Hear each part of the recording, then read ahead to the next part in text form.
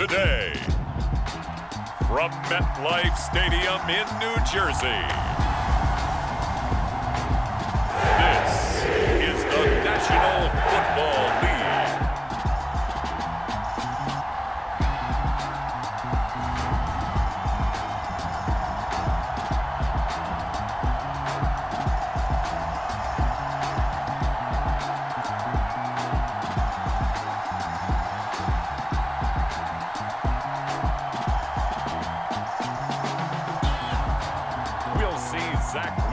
And the New York Jets taking on Tua Tagovailoa and the Miami Dolphins.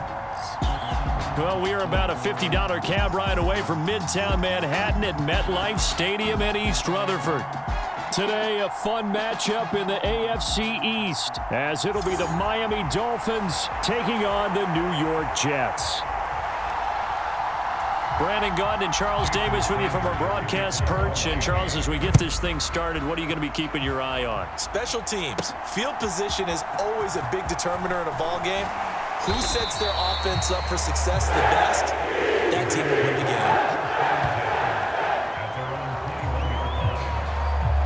So now here comes the Jet offense as they get ready to take over. Make plays when many people thought they didn't exist.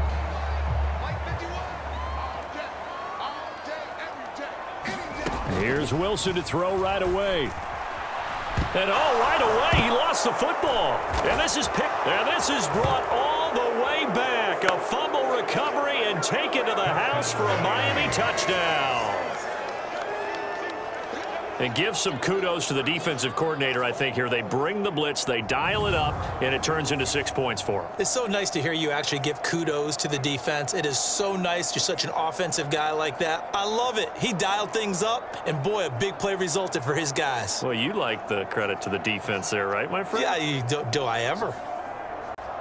Jason Sanders now for the extra point.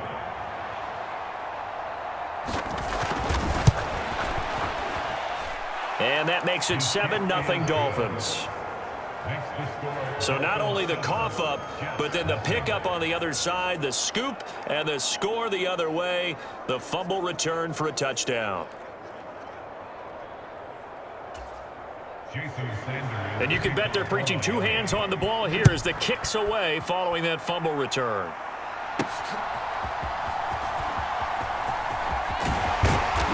And he's up across the 25 and down at the 28.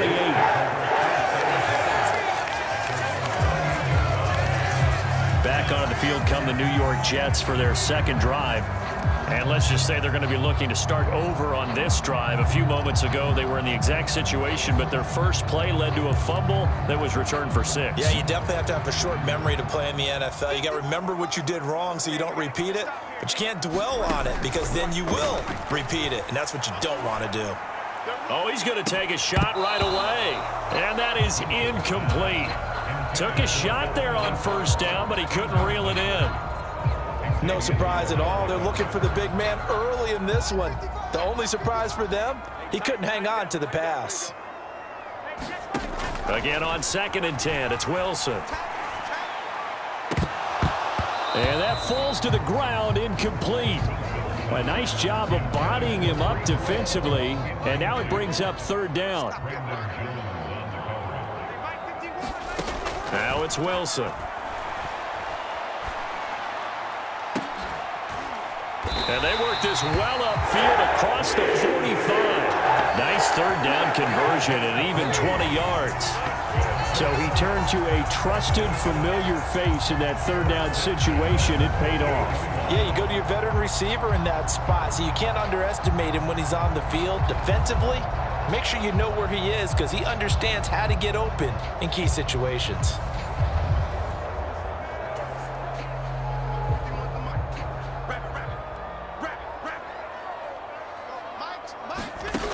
Wilson on 1st down.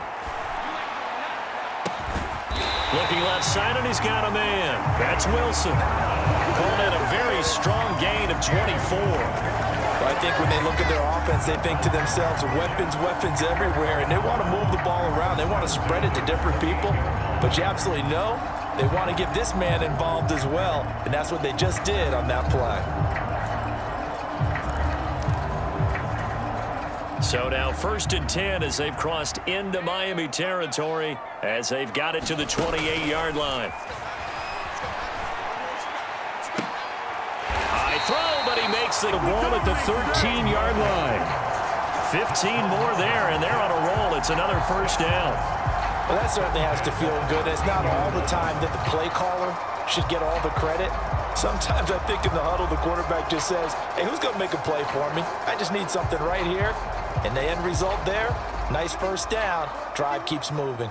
From the 13 now, they work on 1st and 10. To throw is Wilson. Back in the end zone, could he get his feet down? No, it's incomplete. Those throwing windows get a lot tighter near the end zone, don't they? And here's the thing. You already probably have 3 points in your hip pocket. You force a throw here and give up an interception, you come away with nothing. Especially tough in the middle third of the field where he threw that one. Looking end zone, but it's incomplete. Well, that play there was certainly a scouting report special because coverage was all too aware that this close to the end zone, he's going to become a bigger weapon for that offense. And they were there to help force the incompletion. Wilson will throw again. To the end zone, but it's incomplete. Well, they've got man coverage on the outside, and my scouting report on these DBs tells me that they love to take matters in their own hands. They want man coverage, not zone. And there was good coverage there that forced the incompletion.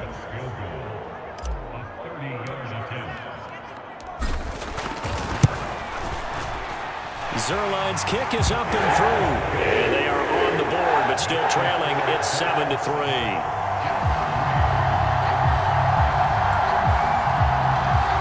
So they're able to end that drive with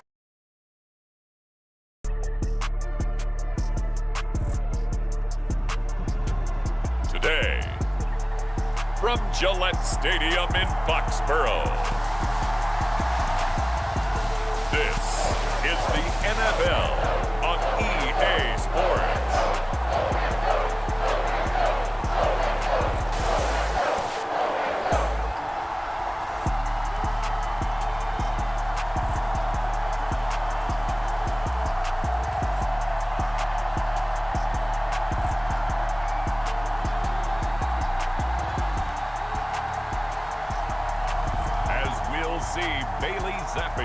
And the New England Patriots taking on Zach Wilson and the New York Jets. EA Sports coverage of the NFL has us roughly midway between Boston and Providence. Everybody knows it as Gillette Stadium in Foxborough. Today, a fun matchup in the AFC East as it'll be the New York Jets taking on the New England Patriots. The kicker, Chad Ryland, has this one teed up, and we are underway. Off we go in Foxborough. Oh, a dangerous return man showing it here.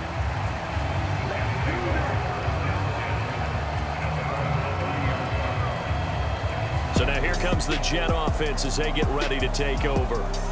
They're led out by a former #2 overall pick in the draft from BYU, it's Zach Wilson. And we all know the scouting report on him. He can attack the field right at all levels with a very strong arm and make big-time plays off schedule. We also see a player with confidence and swagger. We see a guy who knows how to lead a team, who knows how to compete, and wants to be great every time he hits the field.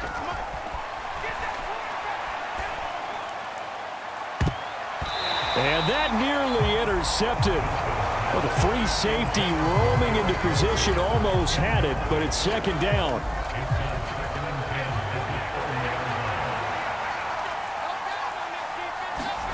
Now it's Wilson. Oh, an ill-advised throw there, and it's intercepted.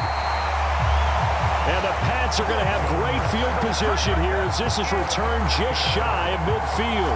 I'm not sure that you can say that the rain caused that interception, but look, it's clear that throwing the football is going to be tough in these conditions. No doubt about it, and different quarterbacks handle it different ways. Some guys think the rain isn't a big deal, but wind affects them a little bit more. But you have to wonder, will these conditions hold scoring down? Are we going to have like a 9-6 type of a game? And then the pressure goes on the punters, who often hold for field goal attempts. Can they handle the snap and get the ball down so they can kick it?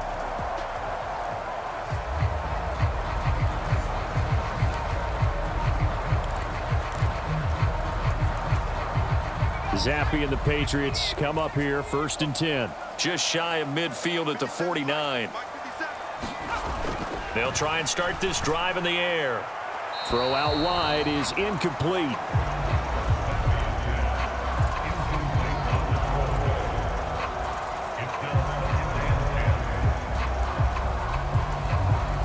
Here's 2nd and 10.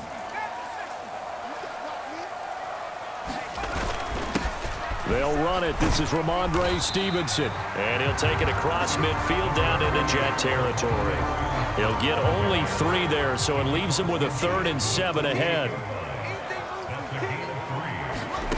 Zappe. That's into a crowd and intercepted. Picked up by DJ Reed. And the Jets are going to have the football here at their own 35-yard line. So consecutive interceptions here early on in this one, and maybe setting the tone, Charles, for a game where the defense really takes center stage. And don't you think that both offenses are really catching a bit from their coaching staff about avoiding these turnovers that we've seen early? I think both teams are trying to find an advantage. We know that. Can one of them break away and take control of this game? After the interception, here's Wilson. Able to complete this one to Tyler Conklin. And they're going to have this across midfield and inside the 45. A good pickup there of 22. But no matter your experience level as a quarterback, you throw an interception on that first drive, maybe a little shaken up. Nice response there to get their first down. I think you make an excellent point. I don't care who you are. You throw an interception, it's going to get to you a little bit. But the ones that we've seen that are the best, you never notice it. They don't come to the bench, throw their helmets. They don't do any of that. They just go back out the next drive and act like it never happened. And that's what we're seeing here. Throwing now, Wilson on 1st down. And that one going to come up short. Low throw. I think he's got to be careful not to force anything into coverage right there. There weren't really any throwing lanes. But the best part for him, he's got 2nd and 3rd down to fall back on. Now Wilson. He finds Randall Cobb on the completion. And he's got another 1st down as the tackle's going to be made at the Patriots' 27-yard line. The Jet passing game in rhythm. They've got another 1st. And that's how you shake off the interception you threw on the opening drive, come back and throw another strike and gain nice yardage. And I give credit to 2 people on this one. The man throwing the ball and the person calling the plays. They're not shutting him down early in this game.